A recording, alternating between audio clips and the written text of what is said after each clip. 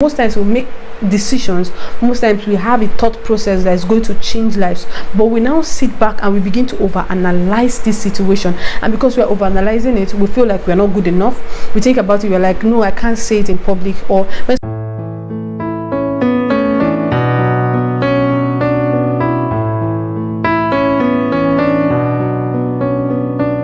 hey, what's up guys, good and welcome back to my channel. So for today we're going to be talking about self-love, my own self-love journey. If you're new here, hit that red subscribe button, turn on your post notification, and also I'll suggest you grab a cup of coffee, grab some juice, sit tight and sit to the end, because it's going to be interesting. I believe you're going to learn something that you will also incorporate into your own self-love journey.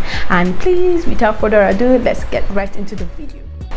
When we talk about self-love, what do we mean? Self-love means self and love. So showing yourself some love, trying to appreciate yourself, because sometimes we go around and we don't even realize that we don't love ourselves that much. So we say hurtful things to ourselves, we ignore our feelings. But when we talk about self-love, we are trying to bring ourselves back to loving ourselves. So it's more about understanding yourself, it's more about appreciating yourself, it's more about seeking for your own peace and happiness. So you are all about yourself right now. So it's not like you're being selfish. When you're being selfish, that means when you're going out of your way, or when you're doing it the wrong way. But when you're doing it the right way, it's more like you appreciating yourself, appreciating the effort you're putting into your life, seeing yourself, trying to understand ways to make yourself live a happier and more healthy life.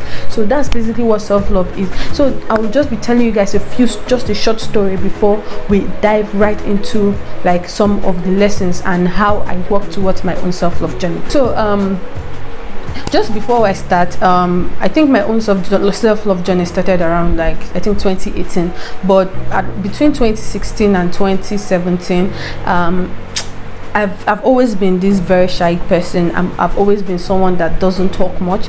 So I'm someone that when I'm somewhere, you will not even know I'm there. So I'm always quiet, I don't talk, I'm so shy. Like I was extremely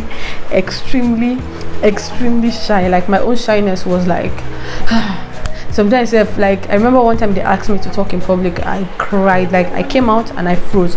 So I used to be a very shy person. I used to be someone that doesn't talk. I had very bad self-esteem. So it was also born out of the fact that I had so many experiences that I left the house earlier. So I left home when I was young. I don't want to say young, but I was like I think 17, 18. So I was literally young. So I left home when I was young, and imagine you trying to cater for yourself. So you're the one taking care of yourself, thinking about yourself, thinking about your well-being. So that was when I left home. I was very young. I did not know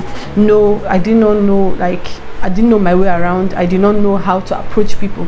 So that made me like I had to train myself for like a short time before I became a full-grown adult, because then I was still thinking as a child. So I went through a lot of experiences, both with friends and people around me, that it was so the experiences, they were so draining for me. I almost at a point I felt like I was going crazy, because I had so much bad experiences, both the ones that I caused and the ones that people caused. Because of that, I had so many insecurities. About myself, and I never appreciated myself. I always looked at myself like as someone that just hurts people, and I had to change my mindset. So as I began to go towards 2016, 2017, I used to stay in my house. I don't go out, I don't go for any event, I don't go for any occasion, because I'm like I cannot fit into the category of people. Like I never saw myself as someone that could fit into people's category. I looked down on myself. So like you can't expect me to be there. Even sometimes when I go out, you see me, I just sit at a particular corner, I don't come out. And that time when I come out, it's just someone dragged me out. So someone literally dragged me out. So I don't come out except like I'm dragged out, or maybe it's someone that is really close to me that have maybe an event or a program or something. That's when I come out. But like my whole life I have been indoors. I always stay at home, because I feel like I am more comfortable in my house, I'm more comfortable in my space. So at a point I noticed that because I was always indoors, it began to affect me. It began to affect my social interaction. It began to affect my relationship with people. I don't know what I would say, judge. Like people took me for granted, and because of that I just withdrew. Like you know when you feel like you can't fit into something or into somewhere, you just you just go back, you just give up on like even trying to fit in. I gave up on trying to fit in. So one time I was at home, I was speaking to one of my friends, and I remember he said something to me. He told me that until you learn to love yourself, you will not be able to like appreciate other people's love, or you will not be able to love someone else. So that stood out for me, because when all this while I felt like I didn't really take care of myself. I was never taking care of myself. I was never listening to myself. I was never listening to how I felt. I just wanted everybody to be happy with me, but like I didn't even care if I was actually being good to myself, or if I was actually appreciating myself. So because of that, I started the self-love journey. So I started my own journey to self-love, and as I began that journey, I started focusing more on my happiness, because then I used to be very, very like extremely depressed. I used to be very depressed, and once you say anything hurtful to me, like you just heighten the whole thing, because I'm just like, I'll just stay at home. I think I cry every night. I cry, I was sad, I come out, I'm always frowning. So like no, I was like, no, I had to start working on myself. So I had to start working on myself. I had to start fixing the depression I was facing. So I remember then I started watching comedy skits. So I stay in my house and I'm always smiling, I'm always laughing, listening to something. So I try to listen to things that make me happy. When I started my self-love journey, I learned some things, and I believe that this is going to help one person or the other. So one of the lessons I learned that I think will also be helpful for people is, when you to be able to love yourself, you have to understand your own insecurities. So I had to understand that I had a lot, like I had a long list of insecurities, and to summarize it, I was insecure about my own self, like as I am like this, my whole well-being. I was so insecure about everything about me. So if I want to list them out, I was insecure about my hair, I was insecure about my face. I always felt like I was not beautiful enough. People tell me that you are beautiful, but I don't see it. Then, and also I had acne issues. I've always had acne issues, and because of that even heightened the whole thing I was facing. I felt like I didn't have a good body. I felt like I was fat or something. Like I just had a lot of weird insecurities. So understanding what you're insecure about, and when you understand what you're insecure about, you work towards like changing whatever that feeling is. Because as I always say, if you don't know what the problem is, you will not be able to figure out how to solve it. So if you're working towards self-love and you don't know what you're insecure about, or you don't know the reason why you don't love yourself, you will not be able to love yourself, because you have not figured out the root of the problem. So the second thing is doing things with the right motive. So why do you want to love yourself? Or okay, even if you decide that part of my self-love journey will be to take myself out for lunch, or maybe I want to take myself out to treat myself to lunch or to ice cream or something, why are you doing it? Are you taking yourself out just because you want to do it, or you just want to go there and eat? But you have to understand the concept of self-love. We're not doing, when we're talking about self-love, it's not just telling myself I am beautiful, I am tall, I am short. No, you have to understand the concept, because for you to be able to do it the right way, you have to understand the concept and do it with the right motive. Why do I love myself? Why do I want to take care of myself? Why do I want to make myself feel happy? Why do I want to start a business for myself? Why exactly are you doing the things you're doing? But you have to understand why we're doing it. So we're doing it in order for us to make ourselves feel appreciated. So you have to appreciate yourself, because most times all we do is work. We work, and we don't even have time to take care of ourselves. So when we talk about self-love, now you are thinking about yourself, you're thinking about your well-being. And when you're thinking about yourself and your well-being, it helps you cater for yourself. It decreases the amount of money you spend in the hospital. It decreases the amount of money you spend trying to buy medicine for headache or this thing. So if you love yourself, you know that, oh, I'm tired, so it's time for me to rest. So the next point is understanding and acknowledging the God factor. So when I talk about acknowledging the God factor, I'm talking about God himself. So the Bible says God is love. So for me to be able to love myself, for me to be able to love others, I have to understand the role God plays when it comes to the area of self-love. So for me to be able to love you, I have to understand or work with somebody that is called love. And when we talk about the person that is called love, that's God. So because God is love, if you know God, you will be able to love others. So understanding the place of God is very important, because sometimes we are just in a place where we don't even want to talk to anybody. We don't want to talk to people. We don't want to be in a crowd. You get? Because that's the part where I was telling you about myself being depressed, and I was always indoors. I never wanted to go out. But like I understood that in that moment when I didn't want to talk to anybody, in that moment when I didn't didn't want to go out, I had someone to talk to, right? So it was not a person, it was not a physical person, but I had God to talk to. So like I think that was part of my safe place, because I know that I didn't have anyone to talk to, or I didn't want to talk to anybody, but there was someone that I was always talking to. That was part of the reason why I was still sane. So like listening to gospel music, listening to the word of God, playing some sermons, reading the Bible, like all those things actually helps when it comes to building or starting a self-love journey.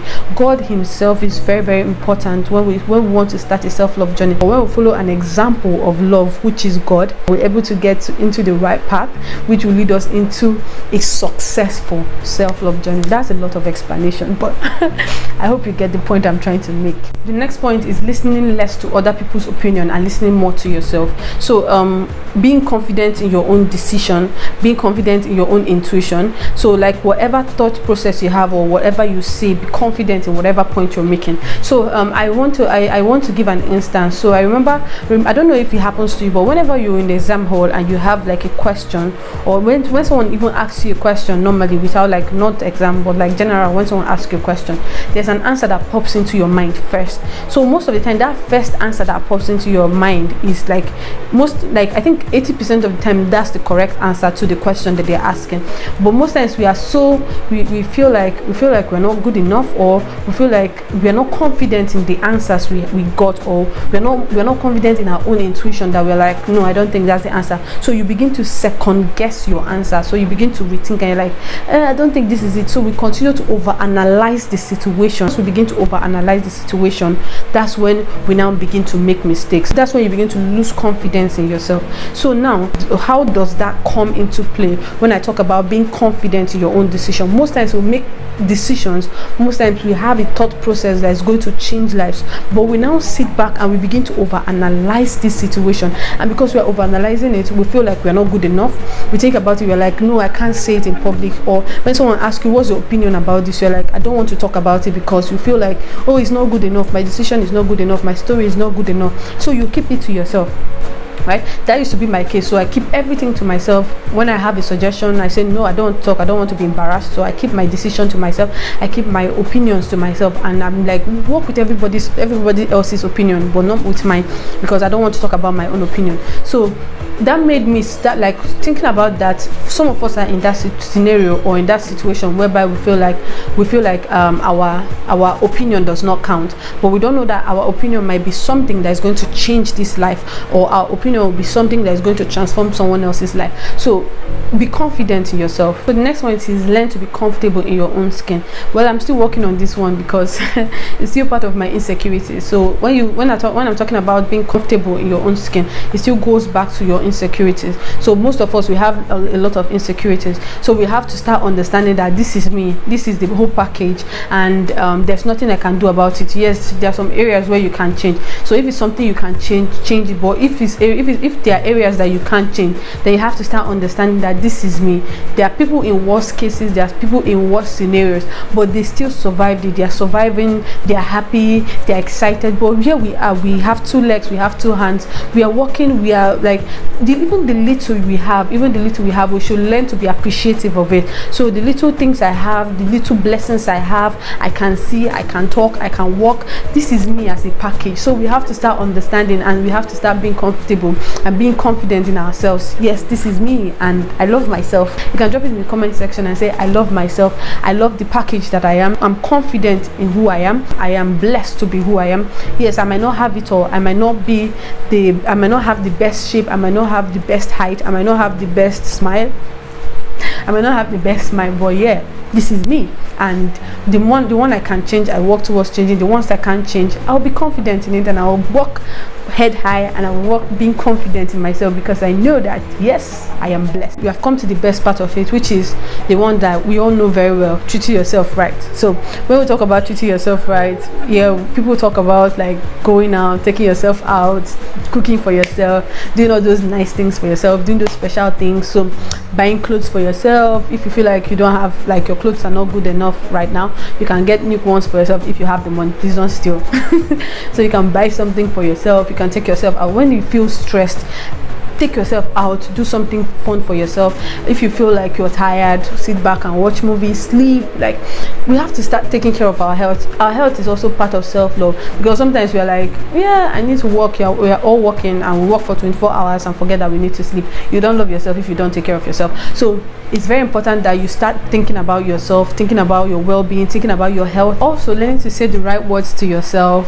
So if you love yourself, you'll not be saying hurtful things to yourself, because saying the wrong words to yourself won't just affect you mentally, but it means that you don't care for yourself. So learning to care for yourself also goes beyond taking yourself out. It also goes towards the area of speaking right words, trying to prophesy the right things to yourself, trying to cater for yourself, trying to cater for your environment, trying to take care of your environment, trying to keep things clean around you. The next point is doing things that make you happy while being productive at it.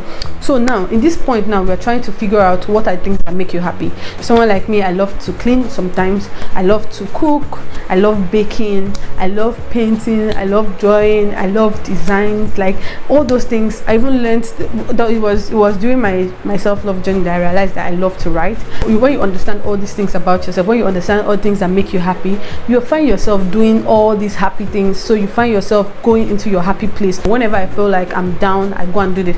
And one thing I realized about all these points is that whenever you are doing all these things that make you happy, right, you enjoy doing it. Aside from you enjoying it, it's also like it takes your mind away from your problems. Do you get? So it keeps your mind busy, and once your mind is busy, you will not be thinking about all these self-destructive thoughts. So the last thing I learned is forgiveness.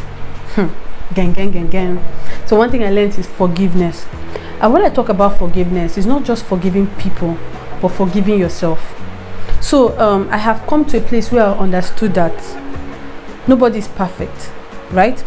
I'm going to hurt you, you're going to hurt me, so far as I know you, so except we don't know each other or we've never met each other. But so far as both of us, I have come across you or you've come across me, we are going to hurt each other at some point.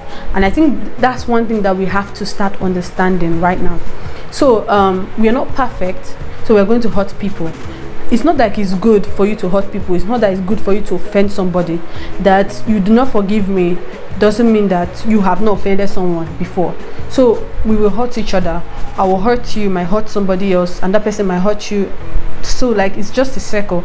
And that's one thing we have to understand. We have to understand that offending people, like, right, annoying people is part of one of life's endless possibilities. So that's one thing that is going to happen in this life. So I had to come to a place where I understood that yes, if someone offends me, it's just part of life. Do you get? So it happens, so it's going to happen. I'm going to offend you, you're going to offend me. But the place where the problem is now is forgiveness. Do we easily forgive people? Yes, there are some times that someone will do something to you and you'll be like, this one, I can't forgive this one, no. Like you think about it, you overanalyze it and you're like, nah, I don't think I can forgive this. But forgiveness brings you to a place where you find peace. Forgiveness brings you to a place where you find joy. Forgiveness brings you to a place where you find happiness. Because sometimes you can't, like, you think about it and in literal terms, if you tell someone, this is the reason why I can't forgive the person will tell you, yes, you're not even supposed to forgive the person. But for your own well-being, for our own peace of mind, that's where forgiveness comes in.